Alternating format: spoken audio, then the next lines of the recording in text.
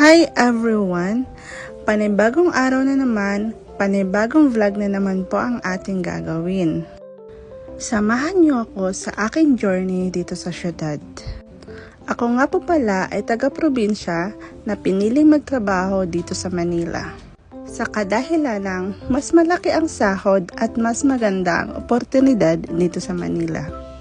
Naalala ko nga noon, nung unang beses ako magtrabaho dito sa Manila. Sobrang kinakabahan talaga ako. Kasi hindi ko alam kung paano ko sila pakikitunguhan. At nanibago din ako sa lifestyle dito sa Manila.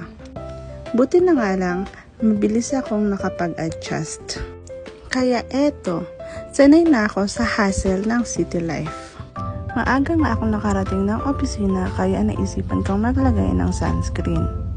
Meron na nga itong SPF protection laban sa sun damage at UV rays.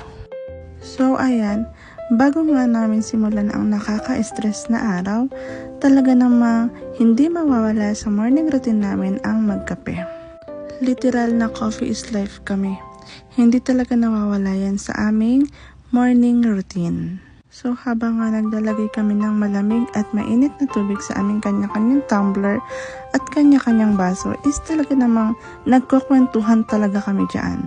Sulit na sulit talaga yan.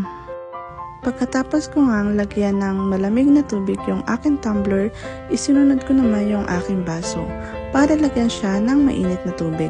Pag ako nga naglalagay ng mainit na tubig sa aking baso, gusto ko yung puno kasi pakiramdam ko parang ang tamis-tamis ng inilalagay kong kape.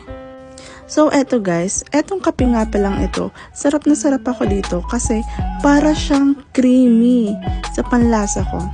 Bale, etong kape na to is parang limited lang siya kasi nabibili ko lang siya sa 7-Eleven. Eto talaga promise, gustong gusto ko talaga tong kape na to.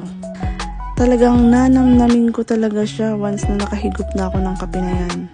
So ayun, habang naghahalo-halo ako dyan, talaga namang nakikinig ako sa kwentuhan ng mga kaopisina ko. Syempre, hindi mawawala yan bago magtrabaho. Ang pasok pala namin dito is 7:50 ng umaga hanggang 5:50 ng hapon. Naka-compress kami kasi Sabado wala kaming pasok. Nakakatuwang isipin na yung dating kinakabahan sa pagpasok sa trabaho, ngayon is nakikipagkwentuhan na, nakikipagtawanan na. Anyway guys, sabay-sabay nga pala kaming kumain dito. Bale, ang break time namin is 12 to 1. Then after nun, balik ulit kami sa trabaho. Ang sunod nga naman namin na break time is alas 3 hanggang 3:15. Then ang pinakalas is 5:15. Ayun po yung hudyat para umuwi na. So ayun guys, thank you po ulit. Maraming salamat.